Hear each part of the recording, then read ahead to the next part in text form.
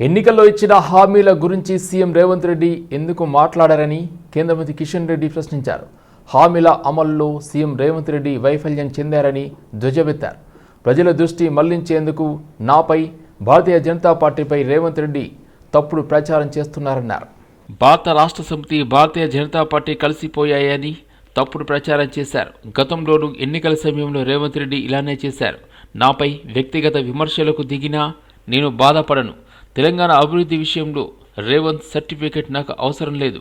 ఈ రాష్ట్ర అభివృద్ధికి భారతీయ జనతా పార్టీ ఏం చేసిందో ప్రజలకు తెలుసు. ఆ రెండు పార్టీల మాదిరి భారతీయ జనతా పార్టీ అవినీతి కుటుంబ పార్టీ కాదు. ఇచ్చిన హామీలు అమలు చేయడమే భారతీయ జనతా పార్టీకి తెలుసు. మా పాలనపై చిన్న అవినీతి ఆరోపణ కూడా రాలేదు.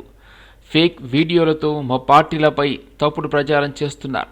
తెలంగాణ అభివృద్ధిపై నా వివరణ వినే ధైర్యం కేసీఆర్ రేవంత్ రెడ్డికి ఉందా అని కాంగ్రెస్ హైకమాండ్కు భయపడి రేవంత్ రెడ్డి కేసీఆర్పై చర్యలు తీసుకోవడం లేదు. సీఎం రేవంత్ రెడ్డిది ఫెయిల్యూర్ ప్రభుత్వమని కిషన్ రెడ్డి మండిపడ్డారు. ఎన్నికలప్పుడు గాని ప్రజల మధ్యకు వెళ్లేటప్పుడు గాని తన ప్రభుత్వము ఏం చేసిందో వివరించి ఏం చేయబోతున్నాడో చెప్పి ప్రత్యర్థి వైఫల్యాలను విమర్శించి ఓట్లు అడగాలి. కానీ ఈరోజు ఎన్నికలకు ముందు ఏమీ హామీ ఇచ్చాడు, ఆ ఒక్క మాట కూడా మాట్లాడాడు. 2 సంవత్సరాల్లో ఇచ్చినటువంటి హామీల మీద ఏం చేశాడు, ప్రభుత్వము ఈ యొక్క హామీలను ఏ మేరకు అమలు చేసిందో దాని మీద ఒక్క మాట మాట్లాడాడు. ప్రత్యర్థి పార్టీల మీద విమర్శ అది పార్టీ పరంగా సమస్యల పరంగా ఉండాలి.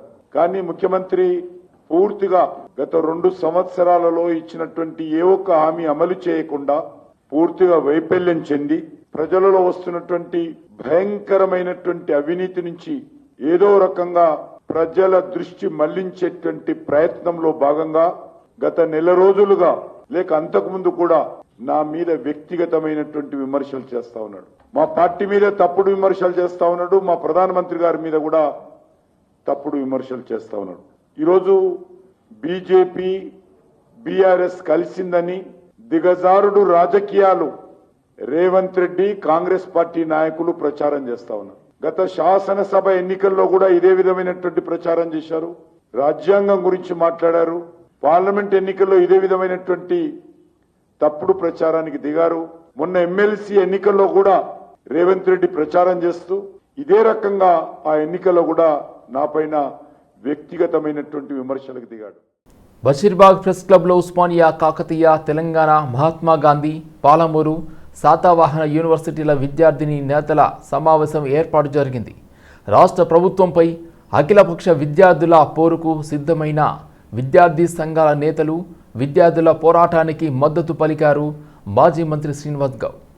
ఈ సందర్భంగా మాజీ మంత్రి శ్రీనివాస్ గౌడ్ మాట్లాడుతూ పెండింగ్ ఫీజు బకాయిల వల్ల విద్యార్థులు ఉన్నత చదువులకు వెళ్లలేక లక్షల మంది విద్యార్థులు ఇబ్బందులను ఎదుర్కొంటున్నారు. పోలీసులను పెట్టి కాలేజీ యాజమాన్యాలను బెదిరిస్తున్నారు. కాలేజీల్లో లెక్చరర్లు జీతాలు లేక ఆర్థిక ఇబ్బందులు ఎదుర్కొంటున్నారు. టోకెన్లు అవ్వడానికి ఒక కమిటీ, టోకెన్లు అమలు చేయడానికి మరొక కమిటీ, కాంట్రాక్టర్లకు బిల్లులు చెల్లించేందుకు కమిటీ ఉండదు. కానీ విద్యార్థులు అనేసరికి కమిటీల విద్య, ఆరోగ్యం, కాంట్రాక్టర్లకు 2 ఏళ్లుగా ఎంత అమౌంట్ ఇచ్చారో శ్వేతపత్రం విడుదల చేయాలని డిమాండ్ చేశారు. కనీసం దయచేసి విద్యార్థులని మీరు వేధించకండి. విద్యార్థులను దయచేసి వేధించకండి. విద్యార్థులను పైసలు ఇస్తేనే సర్టిఫికేట్ ఇస్తామని చెప్పి అనకండి. ప్లస్ కాలేజీ యజమాన్యం తెలియజేస్తా ఉన్నాం, మీకు సంపూర్ణమైన మద్దతు తెలంగాణ ఉద్యమకారులది, తెలంగాణ విద్యార్థి సంఘాలది పూర్తి మద్దతు వచ్చింది. మరి మీరు ఏం మాట్లాడుకుని ఏం ఒప్పందం చేసుకున్నారో ఓపెన్ చేసారు. మళ్ళీ రాలేదని మళ్ళీ బంద్ చేస్తే మాత్రం దయచేసి బాగుండదు. మీకు అందరి మద్దతు వచ్చినాక మీరు ఆగకుండా మీరు ఏం ఒప్పందం చేసుకొని ఓపెన్ చేసిందో దానికి కట్టుబడి మీరు కాలేజీలో ఇంకా రన్నింగ్ చేయాలి. కానీ మళ్ళా రాలేదని వాపస్ చేస్తాం, మళ్ళా మేము బంద్ చేస్తామంటే మాత్రం ఖచ్చితంగా మీ వైపు నుంచి కూడా ఆలోచన చేయాల్సి వస్తుంది. ఏకపక్షంగా మీరు చేసేటువంటి న్యాయమైన డిమాండ్ అని వేలాది మంది, లక్షలాది మంది విద్యార్థులు మిమ్మల్ని చూస్తున్న తరుణంలో మరి ముఖ్యమంత్రి గారు చెప్పిందే నిజమైతే మీ దగ్గర మస్తు లక్షలు తీసుకుంటున్నారు, మస్తు డబ్బులు ఉన్నాయి మీ దగ్గర, మీ సంగతి మొత్తం తెలుసనగానే మీరు బంద్ చేసిండ్రా లేకపోతే ఏ ప్రభుత్వంతో బంద్ చేసిండ్రు, భయపడి బంద్ చేసిండ్రా? మీరు కూడా చెప్పాల్సిన అవసరం ఉంది. మరి మాటికి కాలేజీలు బంద్ చేస్తామంటే మాత్రం దయచేసి కుదరదు. సీఎం రేవంత్ రెడ్డి పుట్టినరోజు వేడుకలు నాచారం డివిజన్లోని సాధన మానసిక దివ్యాంగుల సంస్థలో Nacharam division Congress party president Bandaram Srikanth Goud ఆధ్వర్యంలో ఘనంగా నిర్వహించారు. ఈ సందర్భంగా కేక్ కట్ చేసి సీఎం రేవంత్ రెడ్డికి పుట్టినరోజు శుభాకాంక్షలు తెలిపారు. అనంతరం ఆశ్రమంలో ఉన్న దివ్యాంగులకు అన్నదాన కార్యక్రమం నిర్వహించారు. శ్రీకాంత్ గౌడ్ మాట్లాడుతూ సీఎం రేవంత్ రెడ్డి పేద ప్రజల కోసం ఎన్నో సంక్షేమ కార్యక్రమాలను చేపట్టడం జరుగుతుందన్నారు. అలాంటి వ్యక్తికి ఆ భగవంతుడు నిండు నూరేళ్లు ఆయురారోగ్యాలతో జీవించే విధంగా ఆశీస్సులు ఇవ్వాలని ఆకాంక్షించారు.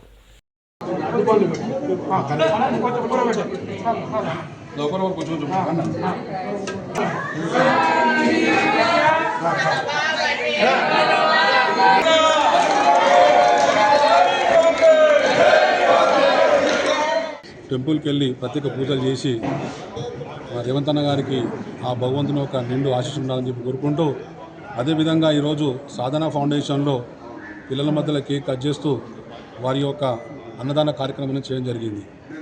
మరొకసారి మా నాచారం డివిజన్ తరఫు నుంచి రేవంత్ అన్న గారికి ప్రత్యేకమైన జన్మదిన శుభాకాంక్షలు తెలియజేస్తూ, మరి ఈరోజు మా ముఖ్యమంత్రి గారు ఎన్నో సంక్షేమ పథకాలు పేదల పట్ల చూపిస్తున్న ఈ యొక్క గౌరవాన్ని, అదేవిధంగా చెప్పుకుంటూ పోతే అనేక విషయాలున్నాయి కాబట్టి భగవంతుడు అతనికి ఇదే విధంగా నిన్నుని ధైర్యం ఇవ్వాలని చెప్పి మరొకసారి దేవుని ప్రార్థిస్తూ, అదేవిధంగా ఇవాళ చూసుకుంటే ఇవాళ గత 10 ఏళ్ళ నుంచి ఇవన్నీ రేషన్ కార్డులే కావచ్చు, చెప్పుకుంటూ పోతే ఉద్యోగాలు కావచ్చు, ఇవాళ మా ప్రభుత్వం వచ్చిన తర్వాత 10 ఏళ్ళ తర్వాత ప్రతి ఒక్కరికి రేషన్ కార్డు రావడం జరిగింది. కొన్ని 10 ఏళ్ళ నుంచి ఎప్పుడు కూడా ఉద్యోగాలనే నోటిఫికేషన్ తెలియకుండా ఇవాళ ఉద్యోగాలు ఇవ్వచ్చు. అదేవిధంగా 10 ఏళ్ళ నుంచి రైతులు పట్టించుకోకుండా ఒకటేసారి దేశంలో కనివిని ఎరగని ఒకటేసారి 20,000 రూపాయల రుణమాఫీని రైతులకు చేయడం జరిగింది.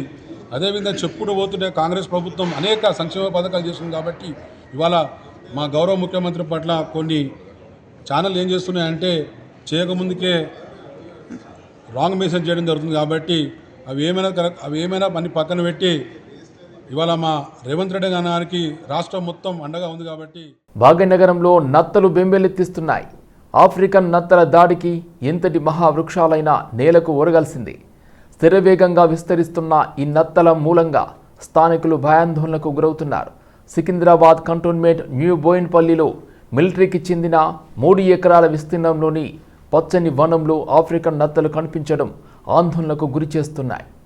ఇవి ఆకులు, చిగుళ్ళు, కాండం, పూత పిందెలను కాకుండా ఏకంగా వృక్షాలే నేల కొరిగేలా చేస్తాయని నిపుణులు అంటున్నారు. హైదరాబాద్ అంతటా విస్తరిస్తే ఉన్న కొద్దిపాటి పార్కులు, ఇళ్లల్లో పెంచుకునే మొక్కలు మిగిలవని భయాందోళన వ్యక్తం చేశారు. కేరళలో ఎక్కువగా కనిపించే ఈ నత్తలు బోయిన్పల్లిలో కనబడడం ఆశ్చర్యానికి గురి చేస్తుంది. వీటి జీవితకాలం 5-6 ఏళ్లు కాగా ఒకటి నెలకు 100ల సంఖ్యలో గుడ్లను పెట్టి విపరీతంగా సంతాన ఉత్పత్తి అభివృద్ధి చేస్తాయి. గతంలో ఆంధ్రప్రదేశ్ శ్రీకాకుళం జిల్లాలో బొప్పాయి, ఆయిల్ ఫామ్, మిరప తదితర పంటలను పూర్తిగా నాశనం చేయడంతో అప్పట్లో నిపుణుల సూచనల మేరకు ఉప్పు ద్రావణం, కాపర్ సల్ఫేట్, స్నేల్ కిల్లర్ మందు వాడి పిచికారీ చేసి అదుపులోకి తెచ్చారు.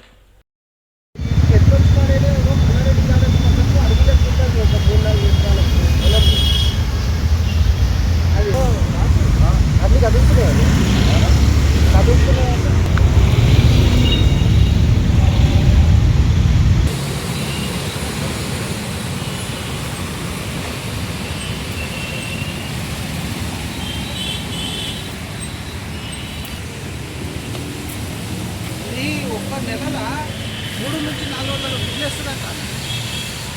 ఒక నెలల ఉస్మానియా యూనివర్సిటీలోని ఆర్ట్స్ కళాశాల వద్ద రాష్ట్ర ముఖ్యమంత్రి రేవంత్ రెడ్డి జన్మదిన వేడుకలు BC students JAC chairman Kommana Boina Saidulu Yadav ఆధ్వర్యంలో ఘనంగా నిర్వహించారు. వేడుకల్లో భాగంగా కేక్ కట్ చేసి ఆర్ట్స్ కళాశాల ఆవరణలో మొక్కలు నాటారు.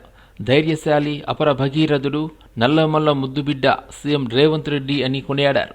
ఆ భగవంతుడి ఆశీస్సులతో సీఎం రేవంత్ రెడ్డి ఆయురారోగ్యాలతో ఉండాలని ఆకాంక్షించారు. సీఎం రేవంత్ రెడ్డి పుట్టినరోజు సందర్భంగా కేంద్ర ప్రభుత్వం బీసీ రిజర్వేషన్ బిల్లును పార్లమెంట్ సమావేశాల్లో ప్రవేశపెట్టాలని డిమాండ్ చేశారు. Long live, long live. Revantana, long live. Long live, long live. Revantana, long live. Long live, long live. Revantana, long live. Long live, long live. Revanth Reddy గారి నాయకత్వం. రేవంత్ రెడ్డి గారి నాయకత్వం. మా కార్యసాధకుడు తెలంగాణ రైజింగ్ 2047 మరి ధీరశాలి అపర భగీరథుడు నల్లమల్ల ముద్దుబిడ్డ తెలంగాణ రాష్ట్ర ముఖ్యమంత్రి వర్యులు యనమల రేవంత్ రెడ్డి గారికి 56వ జన్మదిన కార్యక్రమాన్ని మేము ఆర్ట్స్ కాలేజ్ ఆవరణలో బీచ్ స్టూడెంట్ ఫెడరేషన్లో ఘనంగా నిర్వహించి మొక్కనాడు జరిగింది.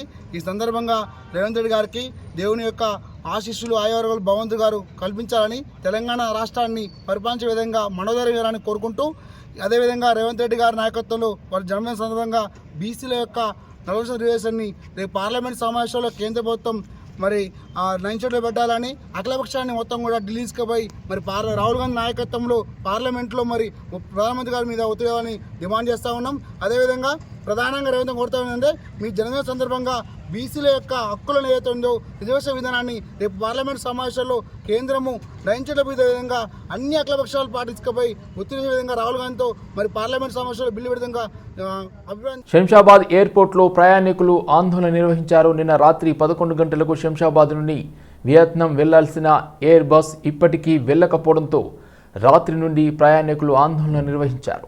సరైన సమాధానం చెప్పలేకపోతున్నారు వియత్నాం ఎయిర్పోర్ట్ సిబ్బంది. ఫ్లైట్ ఎప్పుడు టేకాఫ్ అవుతుందో కూడా చెప్పని సిబ్బంది. విమానంలో 200 మంది ప్రయాణికులు రాత్రంతా పడిగాపులు పడుతున్నారని ప్రయాణికులు ఆందోళన నిర్వహించారు. ఎప్పుడు స్టార్ట్ అవుతుందో తెలియదు అంటున్నారు.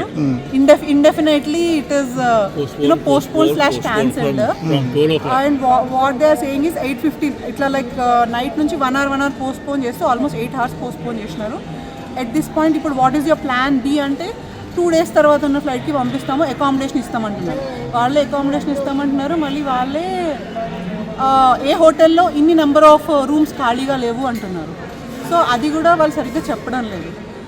ఇంత పే చేసుకొని మనం లగేజ్ వాళ్ళ దగ్గరే ఉంది. ఇళ్ళకి వచ్చి అడిగాను చిన్న పిల్లాడండి, ఆ బాబుకి ఫీవర్ వచ్చింది, పడుకోవడానికి కూడా లేదు, ఈ లైట్కి పడుకోవట్లేదు, మీరు కనీసం ఆ బాబుకి పడుకోవడానికి అరేంజ్ చేయండి, ఫ్లైట్ కోసం అడగట్లేదు నేను చెప్పి వచ్చి అడిగాను. అప్పుడు లేదు. ఇప్పుడు నా హస్బెండ్కి వణుకు వచ్చింది, ఫీవర్ వచ్చేసింది, కప్పడానికి లేదు, ఏమీ లేదు, ఏం చేయాలి? కనీసం హాట్ వాటర్ కూడా దొరకట్లేదు, ఇక్కడ కొనుక్కోవాల్సి వస్తుంది ప్రతిదీ. ఇప్పుడు నాకు నా హస్బెండ్కి తీసుకురావడానికి నా పిల్లలతో కూడా తీసుకొచ్చి ఇద్దరు వస్తారు కప్పుల్స్. వాళ్ళు ఏం చేస్తారు? 2ంటికి వచ్చి అడిగితే 3 అన్నారు, 3ంటికి వచ్చి అడిగితే 3:30 అన్నారు, 3:30కి వచ్చి అడిగితే ఒకటేసారి 4కి వచ్చి అడిగితే 6 అన్నారు. ఇప్పుడు 6:30 అయ్యింది. అసలు తీసుకెళ్తారా తీసుకెళ్ళరా?